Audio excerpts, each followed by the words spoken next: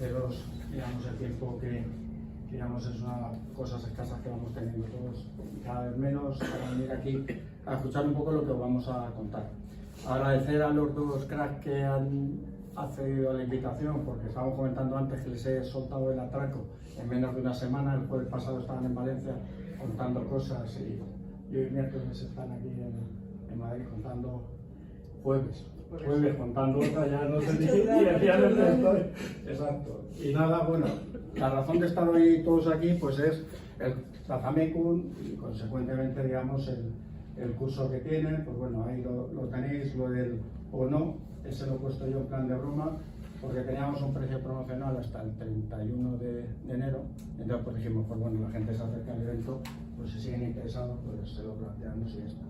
Es un curso muy directo, muy práctico, desde el primer día están cogiendo datos y analizando modelos e implementándolos. Y bueno, entran sin saber nada de Python y salen pues implementando cuadros de mando avanzado, sistemas de aprendizaje máquina supervisados y no supervisados, y vamos, básicamente entendiendo qué es esto de los datos. Y bueno, os voy a dar digamos, comienzo yo la charla y lo he titulado un poco con un palabra que digamos anda por ahí, que es el alfabetismo. Y siempre, digamos, lo que uno se pregunta es, bueno, ¿y esto de verdad, esto de los datos es necesario? Si yo ya soy feliz con lo que soy, pues ¿para qué necesito todo el tema de los datos? Entonces yo siempre que vengo a Madrid, porque allí en Valencia, aunque pensemos que venimos de capital grande y tal, en verdad es un pueblo pequeño, y como aquí nadie me conoce, o poca gente me conoce, pues siempre me gusta un poco, pues no ponerme medallas, sino simplemente decir, oye, que yo llevo aquí 30 años trabajando en esto, y entonces hacerme un poco de caso que igual algo de esto sé. Y entonces, pues bueno, yo acabé en el 92 físicas, luego metí en ingeniería electrónica, actualmente soy catedrático de universidad, y bueno, si llevas 30 años trabajando y no estás parado, con poco listo que seas, como en mi caso, pues vas haciendo un montón de cosas. Todas las cosas que he ido haciendo, pues todas están relacionadas con temas de datos. Entonces, este I+2 no es como los triples de baloncesto de un triple, sino simplemente porque, revisando esta tarde la charla, pues la verdad es que en enero nos han aceptado publicaciones muy buenas. Si no pasa nada, el mes que viene, digamos, cierro un libro y me he vuelto a meter en otro. Una persona, un doctorando que tengo en Amazon, va a presentar una tesis sobre los asistentes virtuales, los Alexa, como generar voz y que parezca cada vez más humana. Y luego, pues este enero hemos conseguido 2 proyectos de financiación pública, uno europeo sobre turismo, ahora está todo el mundo con el tema del metaverso y turismo, es una cosa que va hacia arriba. Y de financiación privada hay 2, uno que no os puedo contar nada y el otro lo contaremos adelante. Vale, yo estos días he estado un poco alucinado con el tema. Yo sabía que hoy tenía que contar el ChatGPT. Digo, no sé cómo le voy a meter como cuña, pero ya que todo el mundo dice la cuña, digo, yo en algún momento tengo que comentarlo y es el momento. Entonces es el momento porque a mí lo que me llama la atención es que parece que el ChatGPT va a ser la solución absoluta de todos nuestros problemas. Le preguntas a alguien, no, pues yo le voy a preguntar al ChatGPT. ¿Estás deprimido? Pues el ChatGPT. ¿Tienes problemas? Pues se lo voy a preguntar al ChatGPT, a ver si, como no tengo amigos, pues se lo pregunto al ChatGPT, a ver qué me cuenta. Y la verdad es que el ChatGPT es un modelo que está bien, es un modelo generativo de lenguaje, pero presenta también un montón de fallos. Ahora, si no pasa nada, esta mañana, creo que fue ayer, han sacado ya lo que se veía venir, que es una versión de pago. De repente apagan el ChatGPT, parece que todo se ha caído por detrás, en verdad te están preparando para que pases por caja. Vale, y entonces a mí me llamaba la atención porque yo decía, a ver, pero si ya tenemos el solucionador universal, yo en todas mis charlas siempre voy con esta transparencia, de hecho esta es un clásico de cuando yo voy a dar clase, y yo siempre lo planteo lo mismo, es actualmente el especialista de negocio es un profesional que en el mundo de los datos parece que los datos y la inteligencia van a desplazar al profesional y al contrario. O sea, el que sea un buen profesional en su campo, el mundo de la inteligencia artificial y los datos lo va a potenciar, no se lo va a cargar. Entonces, ese profesional es el que plantea una buena cuestión. Vale, pues en mi problema me aprieta el zapato por aquí. Plantea una primera cuestión y a partir de ahí empezamos. Una vez que ese buen profesional plantea una buena cuestión, pues entonces pasamos a lo siguiente, que es, ¿hay datos relacionados con esa buena cuestión? Pues si no hay datos, entonces hay que ponerse a adquirirlos. Y si los tienes, pues vamos a ver si tenemos la calidad y la cantidad. Fenomenal, pues ya tenemos una buena cuestión y unos datos asociados.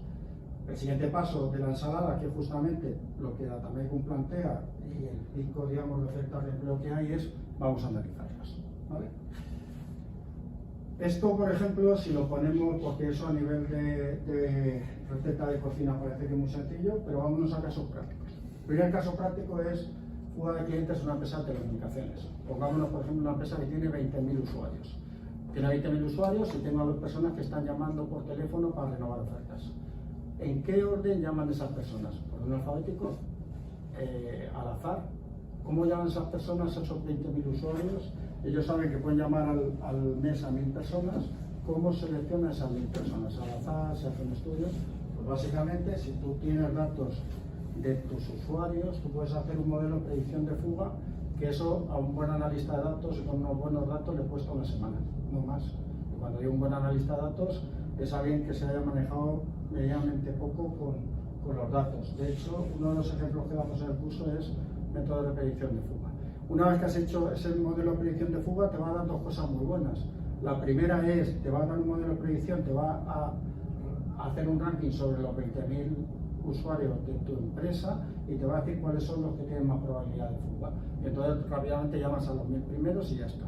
Pero luego aparte estos modelos te van a decir por qué esos usuarios quieren irse. Porque estos modelos, el tema de las cajas negras, pues ya cada vez se van haciendo más blancos. Entonces te pueden decir, oye, pues esta gente se te va porque resulta que no le has hecho una buena oferta en la parte de casa. O esta gente se te va porque resulta que llevas 2 años sin llamarles y sin renovarles. Entonces, aparte de hacer ese modelo, te van a dar razones explicativas. La predicción del futuro. Si tuviéramos a alguien que nos dijera el futuro, pues evidentemente todo el mundo invertiríamos donde toca. O tomaríamos mejores decisiones o no, porque digamos, yo creo que la vida es tomar malas decisiones y buenas decisiones, pero bueno, si tú tienes un negocio, desde luego, si tú tuvieras una buena predicción, pues te allanaría mucho el camino.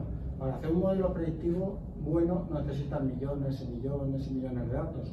Nosotros hemos hecho modelos predictivos en economía, hemos hecho modelos predictivos medioambientales, hemos hecho modelos predictivos en farmacología, y fijaros que parece que cada cosa va a un sitio diferente. Básicamente es, si tú tienes datos de calidad, luego ya digamos el modelo es el que te permite hacer esas buenas predicciones. Pues también es otra aplicación práctica y entraría dentro de ese oráculo universal que os comentaba antes. Mis clientes, ¿cómo los caracterizo? En esta época donde todo es digital, donde hay un montón de transferencia de clientes por todos sitios, ¿cómo logro caracterizar a todos los clientes que tengo? O sea, ¿todos los clientes pertenecen al mismo sector? ¿Tengo bien claro que todos son del mismo tipo para lanzar las ofertas? ¿Tengo que lanzar las ofertas orientadas al mismo público, en el mismo momento? ¿Cómo son mis clientes en general? Pues esto es simplemente, hay algoritmos que te microsegmentan a tus usuarios y que directamente te pueden dar recomendaciones para fidelizarlos. Ejemplo práctico de esto que todos los hemos sufrido, el Brexit y nuestro amigo Trump. Y bueno, Obama se llevó la fama, pero el primero que microsegmentó a la gente fue Obama. De hecho, lo primero que hizo Obama al mismo ganar las elecciones fue sacar un decreto presidencial y poniendo al Big Data e inteligencia artificial como elementos críticos para, digamos, para Estados Unidos. Os voy a contar el proyecto último que nos han pasado, si esto me deja. Este es uno de los 2 proyectos de financiación privada que yo sé, que os comentaba. Hemos firmado acuerdo de confidencialidad sobre el cliente final, pero no sobre el tema, entonces os lo puedo contar. Cuando vosotros reserváis un restaurante, siempre te dice franja horaria. Y entonces te dejan normalmente 1 hora y media o 2 horas. Eso es lo óptimo, no. Entonces, si tú eres el dueño del restaurante, tú lo que quieres es optimizar esas mesas. Por ejemplo, sentido común, para que pensemos que esto de los modelos no es magia. O sea, simplemente lo que hacen los modelos es reconocer patrones y te los plasma. Si tú, por ejemplo, tienes un restaurante que hay mucha gente, que va mucha gente, tú nunca reservarás grupos grandes. ¿Por qué? Porque cuando se junta un grupo grande, pues entre ellos se ponen a hablar y la mesa te la van a tener un montón de tiempo. Entonces, cosa sencilla y práctica es, podríamos hacer grupos pequeños. Pues eso, los modelos te lo pueden saltar al mismo enchufar. Entonces, lo que ellos quieren es, y por ejemplo, la duración. Una pareja, cuando el amor fluye así de forma pasional y tal, los jovencitos pues seguramente estarán más tiempo comiendo, que no haya una persona mayor, o al revés, también depende. No es lo mismo fin de semana, por ejemplo, que entre semana, porque entre semana la gente que va a un restaurante no antes porque luego tiene que seguir trabajando y el fin de semana ya te relajas. Pues lo que estos quieren, este restaurante, que les funciona muy bien, es un optimizador de franjas horarias. Tú lo pones y en vez de que te diga una hora, que te diga, pues tú, con tus características, te dejo la mesa 45 minutos, por tus características 1h30. Y luego por detrás le metes un algoritmo de optimización y seguro que pueden meter 3, 4, 5 turnos. Vale, aparte de todas estas aplicaciones que uno ya puede hacer ya si tiene los datos más o menos en condiciones, pues luego hay otra cosa importante que es cómo la gente está pasando de negocios tradicionales a digitales. Ahora mismo, por ejemplo, tenemos un proyecto de voz clonada que consiste en tener sistemas de inteligencia artificial que clonan la voz de las personas. Entonces, claro, esto va a impactar de forma directa digamos, en el sector audiovisual. Y luego también es que hay problemas. Imaginaos que alguien se decide hacer otra película de Star Wars y sale otra vez Vader. En España ya no tenemos a Vader. Constantino Romero se murió, el actor que lo doblaba, y entonces ya no hay voz de Constantino Romero. Nos contaban que también en Los Simpsons la actriz que, digamos, doblaba a la madre falleció, pero es que la que la sustituyó volvió a fallecer y entonces, digamos, la voz cambió 3 veces y luego parece que, digamos, pues la gente no se engancha. El sector audiolibro, sector metaverso, pues es un modelo que, digamos, nos pusimos con ello hace 3 meses y en 3 meses hemos conseguido una voz, pero bastante buena. Esa es otra, que la gente se piensa que todo esto lo hace Google, cuando, digamos, esto lo hace, digamos, se puede hacer a día de hoy teniendo un buen equipo de gente y un buen equipo, digamos, material. Luego están los que yo les llamo los visionarios, que los visionarios son que tienen un determinado negocio y a partir de los datos pues sacan rentabilidad y el negocio de los datos es mayor que su negocio inicial. Y ya me voy a callar rápido. El de arriba es una empresa de seguros de aquí de Madrid que fueron de los primeros que le ponían un cacharrito al coche para ver cómo conducías. Entonces, en virtud de cómo conducías, te iban ajustando la cuota. Entonces, básicamente ellos veían si conducías rápido o no rápido y demás. Claro, ellos se dieron cuenta que cuando ellos cogían esos datos y los masticaban, pues los podían vender de otra manera. Imaginaos que vosotros, por ejemplo, queréis poner un sitio de almuerzo a mitad de mañana, pues no sé, cerca de la M30. ¿Dónde lo ponéis? ¿En cualquier sitio? No. Lo que podéis hacer es contactar con ellos y que os digan de 10 a 11 donde hay una mayor densidad de coches con estas características, porque ellos, al tener la póliza de seguro, saben el coche por dónde circula y quién lleva ese coche. El de abajo yo siempre lo pongo como ejemplo, como visionario, porque la empresa de abajo es una empresa valenciana que lo que hace es le pone el plástico cuando los palets ya están montados, les ponen el plástico alrededor, ¿vale? Entonces ellos lo que hacen es comercializan el plástico y ya está. Entonces, pues bueno, empezamos a hablar con ellos y les dijimos que lo que tenían que hacer era monitorizar esas máquinas para saber cuánto plástico ponían, a qué horas y cómo. Y entonces lo que ellos hacen ahora es mastican esos datos y, digamos, se lo venden a las empresas, pero ya no solamente se lo venden a las empresas, sino que ellos son indicadores de la actividad productiva nacional. ¿Por qué? Pues porque tú puedes tener una fábrica que te pasa datos de producción, pero si, por ejemplo, yo fabrico lapiceros y el precio de los lapiceros ha bajado mucho, yo me guardo la producción pero no la saco. Ahora bien, ellos están, digamos, ya en salida cuando se ponen los palés y salen. Entonces ellos sí que pueden dar un indicador preciso de la economía y vamos, ahora mismo está el negocio creciendo, fue Gaizka, está el negocio creciendo a una velocidad interesante. Impacto de los datos, pues en todas las profesiones. A mí me hace mucha gracia cuando yo voy a algún sitio y me dicen, no, esto de los datos en la inteligencia artificial conmigo no va porque yo soy abogado. Bueno, pues espérate que lleguen los elementos de procesado del lenguaje natural e impacten contigo. Pero es que esto conmigo no va porque yo soy psicólogo. Pues espérate que llegue un chat GPT orientado a psicología y entonces hablaremos. Pero ya no solamente es que va a cambiar todas las profesiones, sino que está generando nuevas profesiones. Por ejemplo, el famoso caso de People Analytics, que digamos que tenemos a día de hoy. People Analytics es la gente de recursos humanos que ahora ha empezado a pensar que los datos pueden describir que ya no solamente la experiencia de uno, sino que si encima de la experiencia se apoyan en los datos, pueden sacar, digamos, más información acerca de los posibles empleados. Lo que veo desde mi situación, que este report que lo tenéis arriba sobre, digamos, el futuro de los trabajos que salió en el 2020 se está quedando corto. Aquí en Valencia, yo en mi despacho de la universidad tengo a día de hoy bastantes ofertas de científicos de datos que no se cubren. ¿Por qué? Porque no hay gente. Y luego un indicativo de la demanda es el primer sueldo de los chavales cuando salen. Un chaval del máster de ciencia de datos, el primer sueldo, yo nunca lo había visto, en Valencia Teletrabajo, 35.000 euros, el primer sueldo. Y nada más, yo siempre cierro con 2 libros, aprovechando que vengo de la universidad. El de máquinas predictivas para mí es el que, de los mejores libros que hay de inteligencia artificial. Ya lleva un par de años este libro por ahí circulando y es bastante bueno. Y el siguiente muy divertido, aunque a pesar del título es muy divertido porque habla del tema de Internet de las Cosas y ciberseguridad.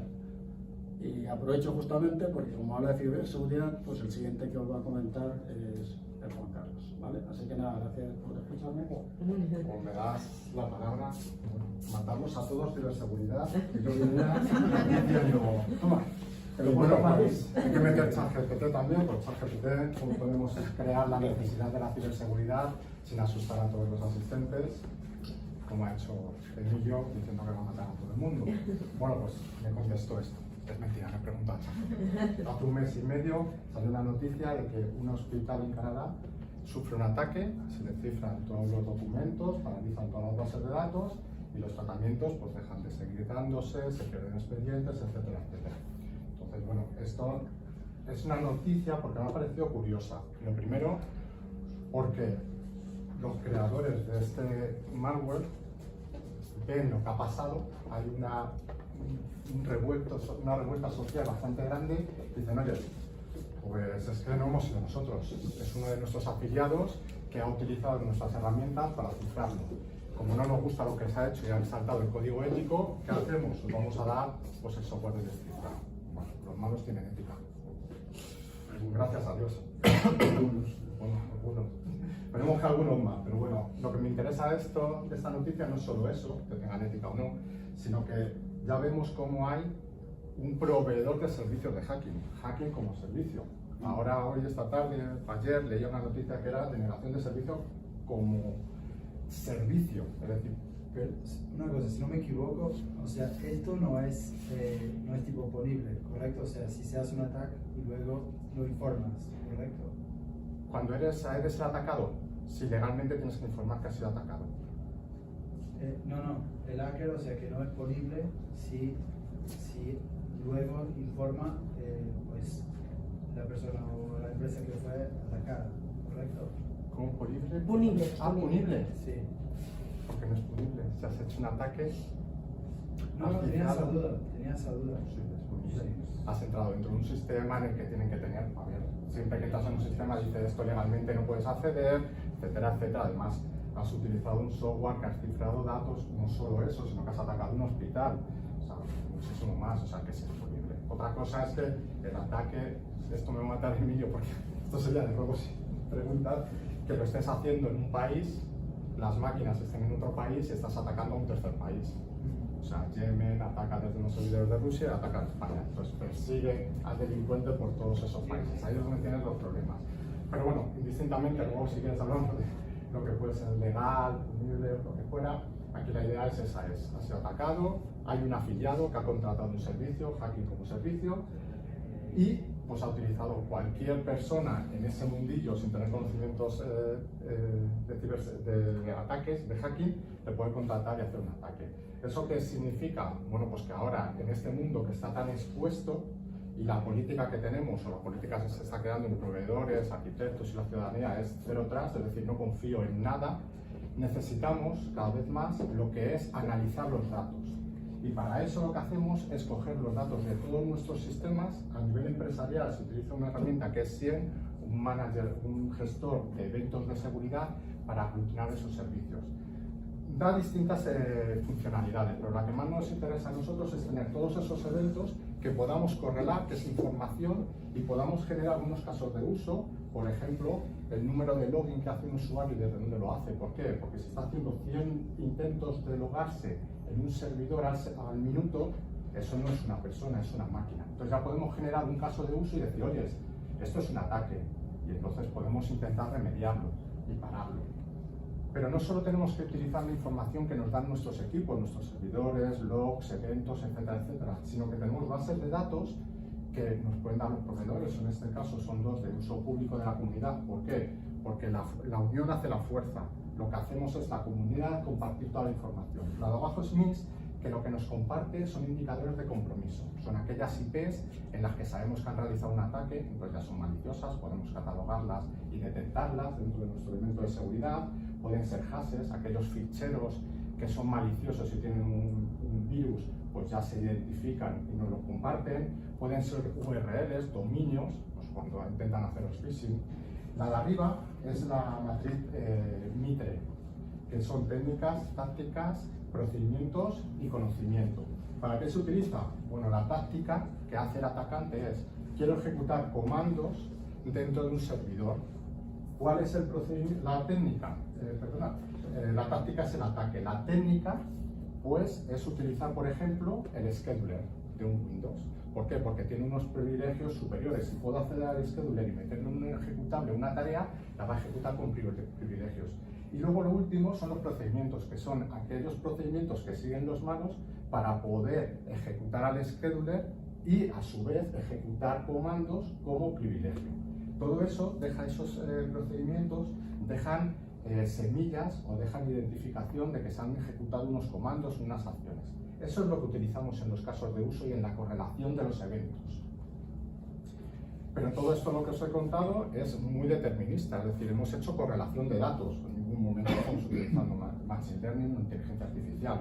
Bueno, pues esto es lo que llamamos la pirámide del dolor. De abajo hacia arriba, lo que indica es lo fácil que es para un atacante saltarse esas medidas de control.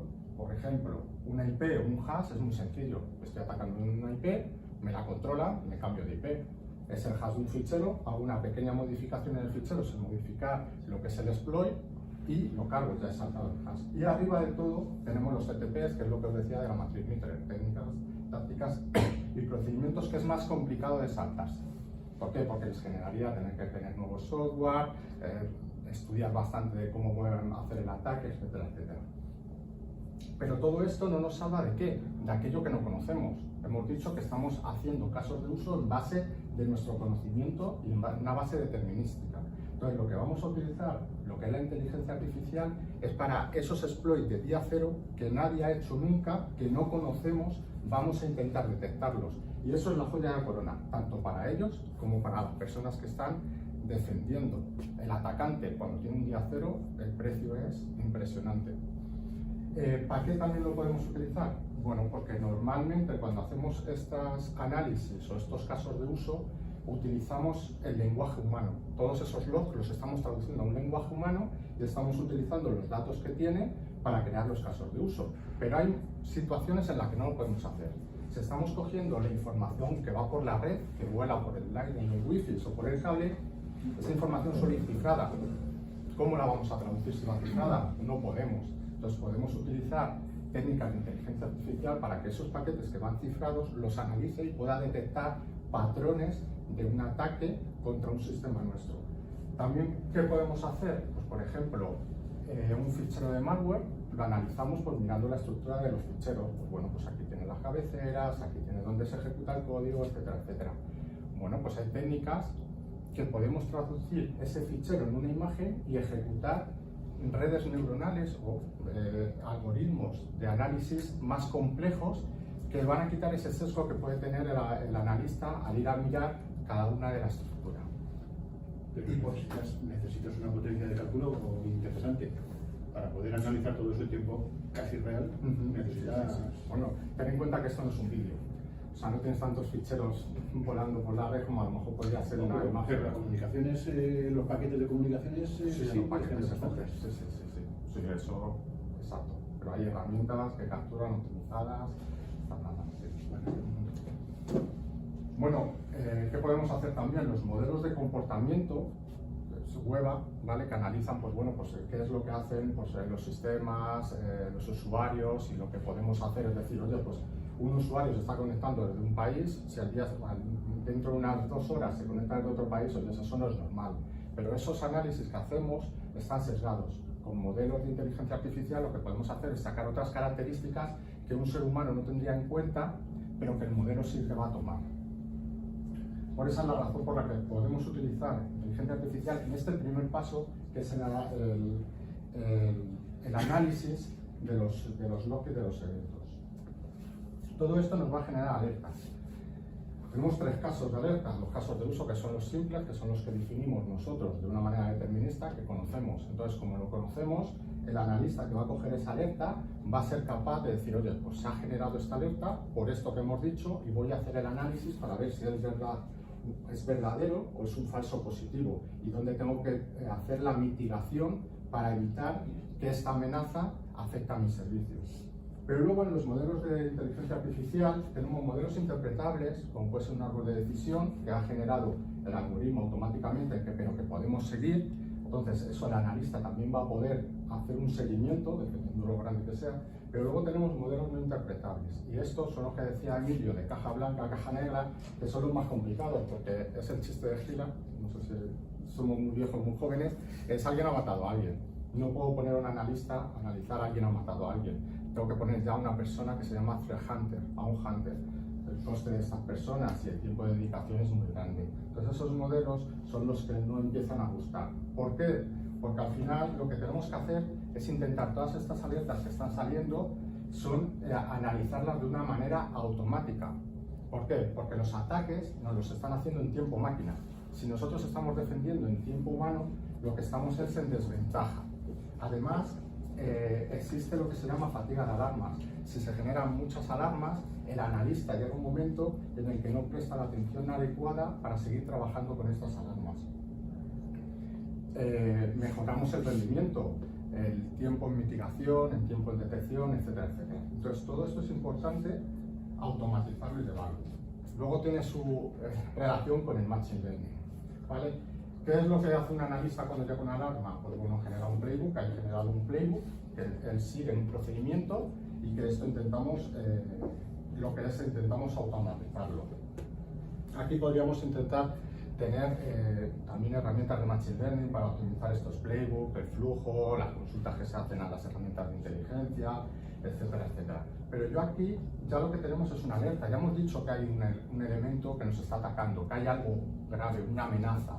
Entonces aquí yo personalmente no empezaría a buscar si eso es una amenaza o no. ¿Qué es lo que tenemos que hacer? ¿O por qué utilizamos el machine learning aquí? Bueno, lo primero es porque ya estamos intentando quitar al analista del medio, a esa persona, o que se dedique a cosas más interesantes y no a revisar todas esas alarmas.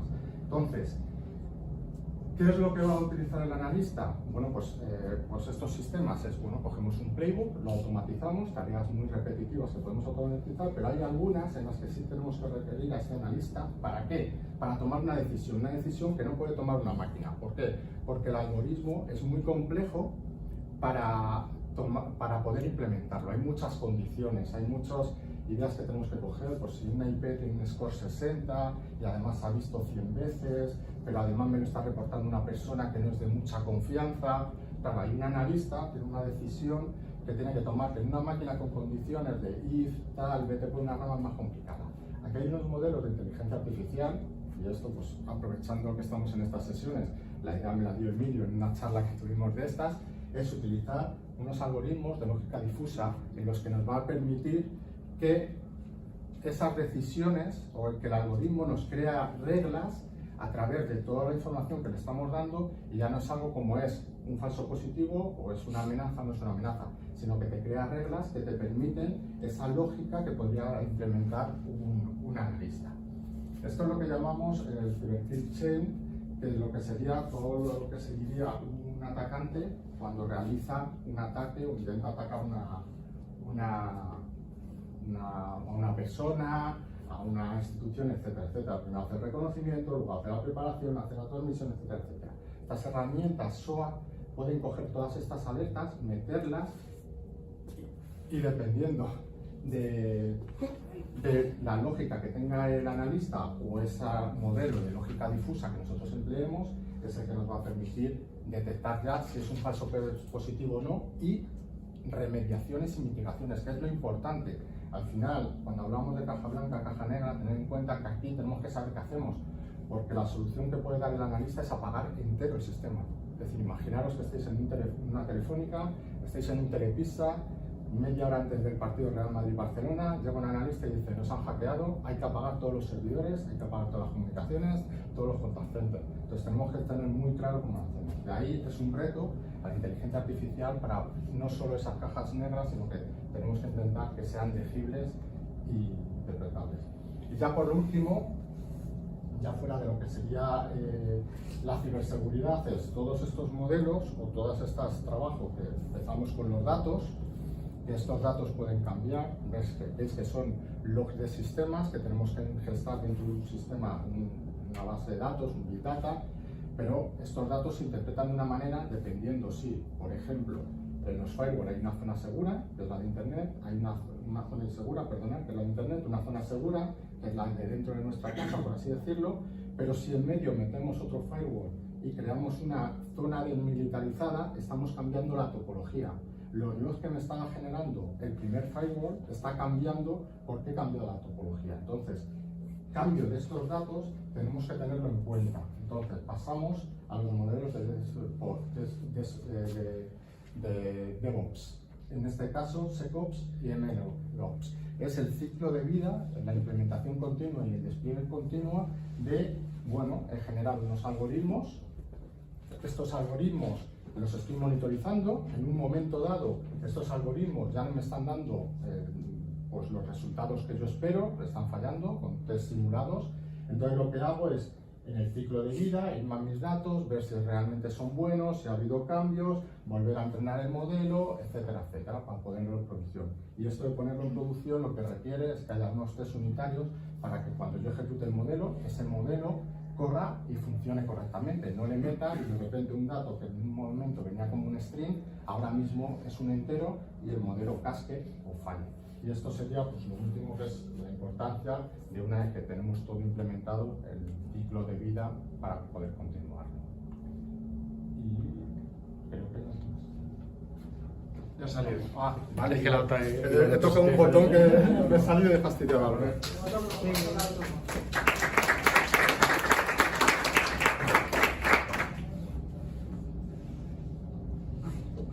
¿Tenéis alguna pregunta para Juan Carlos? Ahora es el momento que está entrevistando, ¿sabes? Fenomenal. Vale. Bueno, yo soy Rocío Sáenz. Me alegra un montón ver más mujeres, que no estoy muy acostumbrada. A los hombres también, bueno, brevemente me presento. Soy Rocío Sáenz y soy directora global de Life Science para BT. ¿Esto en qué se traduce?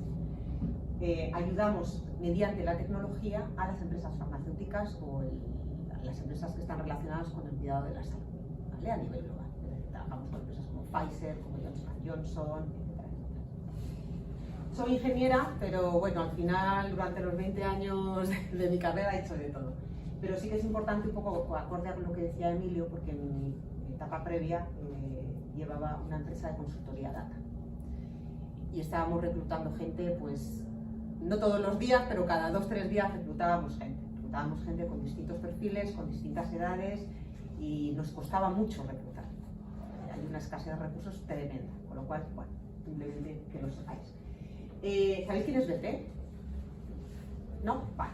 Pues BT es el British Telecom, la telefónica de hace un montón de años, ¿vale? Lo que pasa es que, bueno, al final se ha tenido que ir reciclando con las nuevas necesidades del mercado y se ha ido reciclando de tal manera que cuando hablamos de datos es tremendamente importante. ¿Por qué? Porque los datos hay que cogerlos de algún sitio. Los podemos coger de nuestras fuentes de datos dentro de las compañías o los podemos coger a través de IoT de distintos dispositivos, incluso de la red móvil. Eso lo hacemos desde empresas como esta. Esos datos luego hay que transportarlos por algún sitio, por las redes de comunicaciones. Redes de comunicaciones que tienen que ser redes de comunicaciones seguras y tienen que estar alojados también en centros, pues en cloud o en premise. Con lo cual necesitamos empresas como esta para poder hacerlo.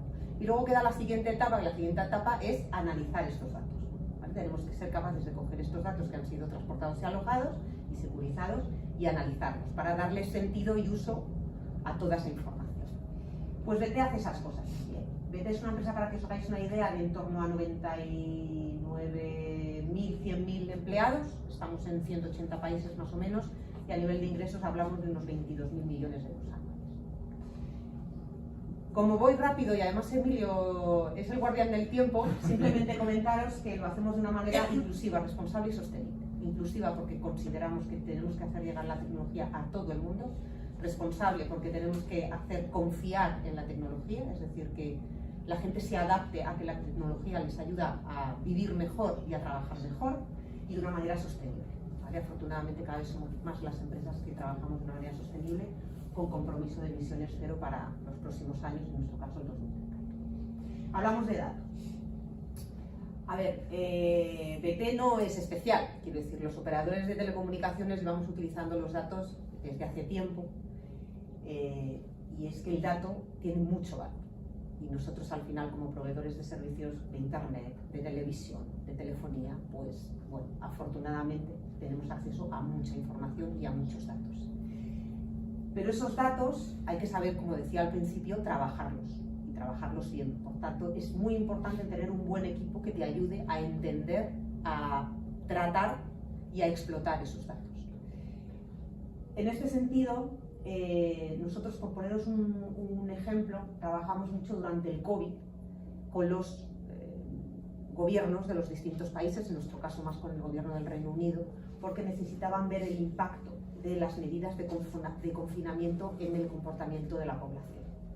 ¿Qué hacíamos? Pues al final, como todos normalmente o la gran mayoría llevamos esto, pues tenemos la capacidad de saber el movimiento de las personas. Lógicamente, esos datos los anonimizamos y de alguna manera los tratamos por franjas de edad, por distinto género, bueno, por una serie de valores que no clasifican de manera unívoca a cada una de las personas.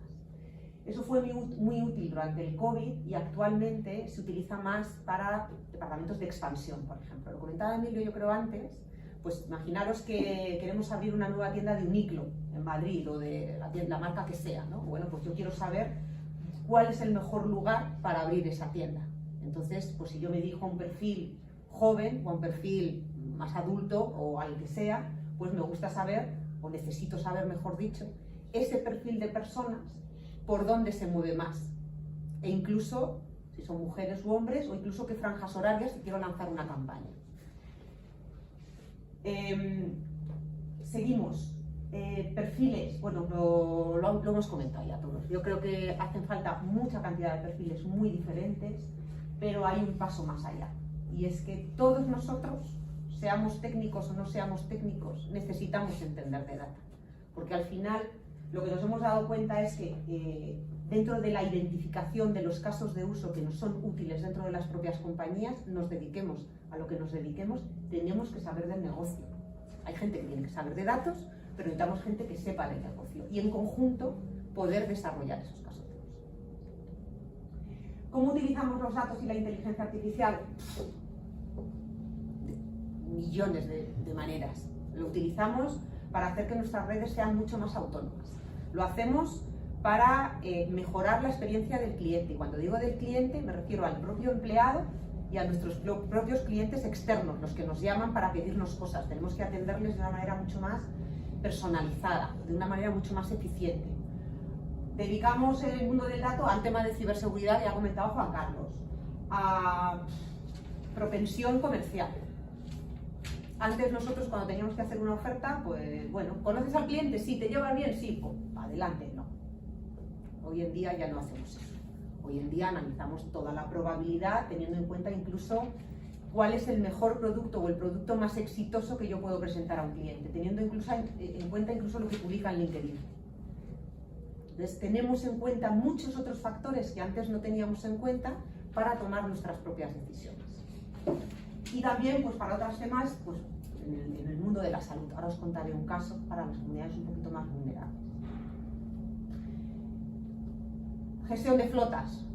Bueno, esto es algo que no es nuevo, o sea, lo llevamos utilizando desde hace tiempo. Nosotros en Reino Unido, tened en cuenta que tenemos posiblemente una de las flotas más importantes que hay en todo el país. ¿Por qué? Pues porque tenemos que ir a atender incidencias, a montar un router, a millones de cosas, ¿vale?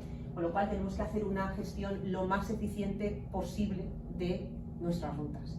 ¿Cómo hacemos esa gestión? Bueno, pues tenemos en cuenta muchas fuentes de datos, entre ellas incluso los propios vehículos. Los propios vehículos al final son centros de datos que nos dan mucha información muy potente, tanto para las aseguradoras como para gestionar una flota. Por ejemplo, si yo, por poner un caso muy sencillo, si yo quiero decidir cuándo tengo que llevar un coche al taller, lógicamente si no se ha roto antes, a lo mejor el mejor momento no es cuando me dice el propio fabricante, a lo mejor tengo que tener en cuenta otros factores de demanda de mis propios clientes, ¿vale?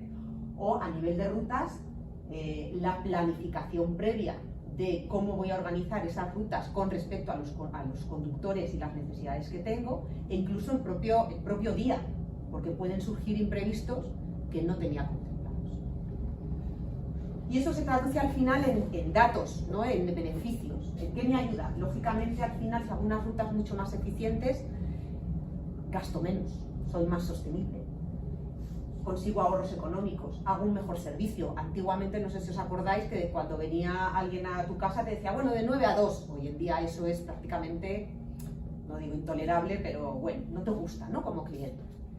Eficiente, reducimos los viajes. Al final optimizamos ese propio viaje para hacer muchas más cosas. Y una cosa muy importante que además me gusta mucho es la parte de los conductores. Hemos reducido su nivel de estrés y eso deriva en una mejor salud mental. Otras cosas, pues al final, por ejemplo, los centros de atención al cliente. Antiguamente llamábamos y ahí lo que pasara, ¿no? Hoy en día los usuarios necesitamos otros canales de comunicación, nos comunicamos a través de las redes sociales, a través de los chatbots, a través de las llamadas, a través de chat, de WhatsApp, etcétera, etcétera. Y tenemos que entrenar a nuestros agentes para que cada vez sean más eficientes. Es lo que llamamos los recomendadores, ¿vale? Son herramientas que, teniendo en cuenta tu perfil como cliente, establecen patrones y ayudan a la gente a dirigir mejor sus mensajes, ¿vale? O, pues si detectan que te vas a dar de baja, ¿qué te tienen que ofrecer? No te pueden ofrecer cualquier cosa, tienen que ofrecerte lo que tú esperas que te ofrezcan. Y todo eso se consigue analizando un montón de información. En todas las interacciones que hacemos con nuestros clientes, toda esa interacción luego se analiza. Por ejemplo, con los mensajes de texto analizamos los conceptos que más preocupan a la gente, el sentimiento durante esa interacción con el agente. Si hablamos de lo que llamamos, sale ahora mismo, bueno, pues temas muy concretos más allá de por qué te llaman, ¿no? Pues que nos dan pistas de cuáles son tus temas de interés o tus preocupaciones. O incluso sumarizar o resumir los mensajes o las conversaciones que tenemos con los clientes. Todo con el objetivo de conocer mejor a los clientes, de conocer mejor qué problemáticas más comunes estamos teniendo y dónde tenemos que poner foco para mejorar y para atender mejor a la gente. Pero, Rocío, Dime. lo que se analiza son los mensajes del cliente con BT, no de los clientes entre clientes. No, por supuesto. O sea, del cliente con el agente. Por supuesto. A nivel de salud, bueno, esto lo quería traer por un tema además un poco que me toca de cerca, y es cómo alargar la vida de la gente mayor en sus casas. ¿Vale? ¿Por qué? Podemos asemejarlo con España, pero os voy a contar el caso del Reino Unido porque es el que me toca más de cerca por la empresa. En el Reino Unido, en el 2021, el 18% de la población era mayor de 65 años. Y es un dato que está en incremento, porque es una población envejecida. Este tipo de personas al final tienen unas necesidades de cuidado, lógicamente, mayores. Empiezan a tener enfermedades muchas veces crónicas, y requieren de una mayor atención. En el Reino Unido tienen un problema sanitario muy fuerte. Tienen una escasez de recursos, los hospitales, bueno, pues están ciertamente colapsados. Entonces están buscando de qué manera pueden ayudar a evitar que determinado perfil de personas acuda a los hospitales, siempre y cuando, lógicamente, no sea algo por lo que tengan que asistir. Y hay diferentes fuentes, líneas de trabajo. Una de ellas es esta de aquí, que es la del trabajo en casa, ¿no? ¿Cómo podemos ayudar a nivel asistencial dentro de los domicilios de estas personas. Eso está ahora mismo en pruebas, ¿vale? Y además está en pruebas con personas que han firmado una serie de permisos y que nos han permitido pues, instalar en sus viviendas determinadas cámaras, sensores, etcétera, etcétera, ¿vale? Al final, ¿qué es lo que hace? Es un sistema que aprende los movimientos normales de las personas. Yo me levanto, yo me siento, yo me tumbo, me levanto de la cama, bueno, cosas que aparentemente son normales, pero que en una persona mayor puede ralentizar ese movimiento, puedo hacer un movimiento que no es normal y en ese momento es cuando se despierta una alarma. Y esa alarma avisa o al cuidador o a los propios familiares. Con lo cual al final lo que permitimos es que estas personas puedan estar más tiempo en sus casas y que pues, cuando tienen algún tipo de anomalía, de alguna manera, pueda ser detectado y atendido. Y bueno, por mi parte, no sé qué tal lo he hecho de tiempo esta vez. Fenomenal. Bien, vale, Fenomenal. ya me llamaron la atención.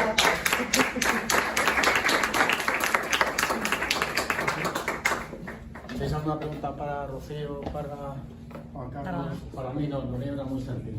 O sea, para ellos. ¿No? De todas maneras, si necesitáis algo, pues Espera, que estáis en Eva- las redes sociales, en Eva tiene una LinkedIn, como pregunta. queráis. No, Rocío, te preguntaban. Ay, perdona, dime. En este último caso que has comentado, el tema de salud, son sensores que ellos llevan No, en casa. en su casa. Los instalamos en su casa. De hecho, uno de los objetivos es que ellos de alguna manera hagan su vida normal sin tener que llevar consigo siempre dispositivos. Vale. Entonces son sensores que se instalan en la casa, una cámara, un sensor de movimiento, etc. Sí, porque yo... Sí, sí. más como Pero bueno, de todas maneras sí que hay dispositivos que nos ayudan a monitorizar otras cosas. Decía la transparencia que hay, por ejemplo, el vídeo era anonimizado, que nunca salía el vídeo real de la casa. Ah, Realmente no lo necesitamos, claro, realmente, bueno, aquí hay un tema muy sensible de privacidad, protección de datos, etcétera, etcétera, ¿vale? Pues esto está en piloto con una gente, bueno, que ha aceptado una serie de condiciones y que es un tema muy sensible que hay que trabajar antes de ponerlo. Bueno, pues ¿sabéis por qué estamos todos aquí? Porque de una manera o de otra, en nuestra vida, nos fijamos en los datos. ¿Sabéis hoy? ¿Os gusta el fútbol? ¿Sí? ¿Quién está jugando hoy? ¿Veis? Por eso somos los que somos aquí, porque estábamos diciendo ahí, estábamos analizando, ¿por qué hoy tan poca gente? Real Madrid-Valencia, juega a las 9. La próxima vez que hagamos un evento, vamos a mirar antes el calendario de liga para saber qué hacemos. Entonces nosotros somos personas que nos fijamos en los datos. Yo estaba aquí escuchándoos, he puesto la imagen de cortocircuito, porque todo el rato, ¿sabéis quién es cortocircuito? No voy a decir. ¿Sabéis de qué año es? Del 1986. Porque he pensado, habrá gente que no conozca cortocircuito. Este iba por ahí en la película diciendo, datos, datos, quiero datos. Y va todo el rato captando información. Pues así vamos nosotros por la vida. Todos los que estáis aquí, mirad, somos 18 personas, 10 mujeres y 8 hombres. De los cuales 3 se dedican al marketing. O más o menos. He pensado, Eva, Fran y Elena no te conozco, pero he pensado que como tú vienes con ella, también te puedes dedicar a algo de user experience o algo así. Eso es lo que hacen los algoritmos cuando no conocen a un elemento, más o menos, dicen, pues si este está cerca de este, por cercanía, será que se dedica a lo mismo. En recursos humanos tenemos a 5 personas, Héctor, María, Miriam, Arantxa y Julio. En operaciones a Natalie, en analítica de datos a Juan Carlos, cada uno os he ido poniendo en finanzas, a mí, a Bárbara. Tenemos 2 outliers, tenemos efectos especiales que se va a meter en un máster de inteligencia artificial y me lo he creído y le he dejado que se meta, digo, se me ha descontado y vale, fenomenal. Y tenemos a Rocío que es un poquito cross, que como ha dicho, yo soy ingeniera, luego me dice, no sé qué, y el algoritmo y ya esté donde... Y luego tenemos uno aplicable porque a Miguel, no sé todavía muy bien a qué se dedica y he dicho, lo voy a sacar fuera porque igual me distorsiona. Pues todo esto que he hecho se llama perfilado. Hay unos algoritmos que meten, éramos 18 y lo he podido hacer muy rápido. Los que no sabían poco han mirado en LinkedIn y tal. Pero hay algoritmos que se llaman de clustering, de aprendizaje no supervisado, meten todo esto y sacan la información como churro. Da igual a lo que te dediques, da igual, porque es que cuanto más sepas de esto, más vas a saber y vas a poder pedir a la gente que se dedica, porque aquí hay 4 que se dedican a datos y el resto hacemos otras cosas. Pero si no sabemos lo que se puede hacer, es muy difícil que se lo pidamos. Entonces es muy importante que nos formemos en datos. En Datamecum, ¿qué hacemos a diferencia de en otras empresas o universidades? Hacemos un curso, un programa, que lo hemos llamado programa en vez de máster, porque son 200 horas, porque son 5 meses, pero 5 meses a saco. Y aquí hay personas que se van a apuntar, no les vamos a meter miedo, pero son intensivas, son los fines de semana, son muy prácticos, vais a salir tal cual termines, ya puedes ponerlo y trabajar y entrar en una oferta de trabajo tal cual terminas. ¿Por qué? Porque tenemos los mejores profesores que se dedican a esto en su tiempo libre, en su tiempo de profesional, tanto dando clases como encima muchísimos proyectos de clientes que llevan más de 25 años tratando temas desde farma, marketing, logística, Aramco, los plásticos, que da igual de lo que Galp, tema petrolera, de lo que hables, han tratado datos. Y eso hace que vengas de donde vengas, puedan ponerlo en la práctica y ayudarte a ponerlo en práctica. Entonces, súper contenta, como dice Yacaya, 10 mujeres y 8 hombres. No por nada, sino porque está fenomenal que las cosas estén balanceadas. Es lo primero cuando analizamos datos. Si no, no podemos sacar buenas conclusiones. Y encantada de que hayáis venido aquí, que no hayáis visto el fútbol y que nos hayáis acompañado esta tarde. Y si queréis hacer un poquito de ahora mismo social detrás de esto, fenomenal. Y la última cosa muy importante, si alguien se apunta hoy de los que están, teníamos una promoción que terminaba el día 31, creo que hoy es día 2, pero si alguien que está aquí se apunta, se mantiene el precio promocional, ¿vale? Entonces, pues, gracias y nos vemos en el siguiente.